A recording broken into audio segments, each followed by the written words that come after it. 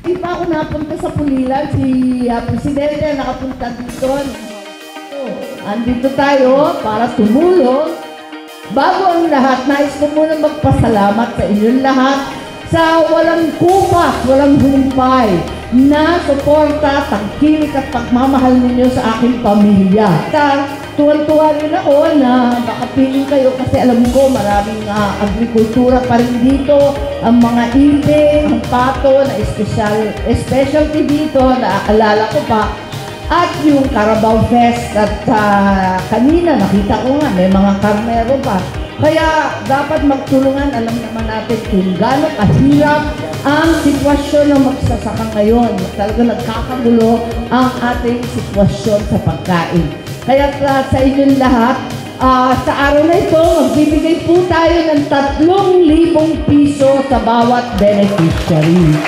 Ito yung tulong direktamente sa tao na yung ama ko, ang dating Presidente Ferdinand Edralin Marcos, siya ang may gusto na dire-diretso daw sa bulsa ng tao. Kaya ito ang ibibigay natin. At siguro yung iba sa inyo naaalala pa yung malalaking tinapay na pinamimigay sa eskwelahan noon. Ayan, tumatango. Alam ko na yung edad ninyo. Listado na po. Ayan, eto nga yung Nutriban. Ayan, papatingin tayo ng Nutriban sa ating mga anak. Dala ko na, nag-level up. May Nutribus na po tayo ngayon. Dahil yung ibang mga baby, hindi pa nakakakagat, hindi pa nakakanguya, kailangan rin tumaba at lumiksi at tumalino. Sa inyong lahat, umpisa pa lamang, magbibigay tayo dire-diretso dito sa munisipyo. Sa inyong lahat, marami pa rin problemang hinaharap, maraming hamon, itong napakahirap na panahon. Pero sa anumang problema, naniniwala ako sa tiyaga, sa pagkakaisa, may solusyon.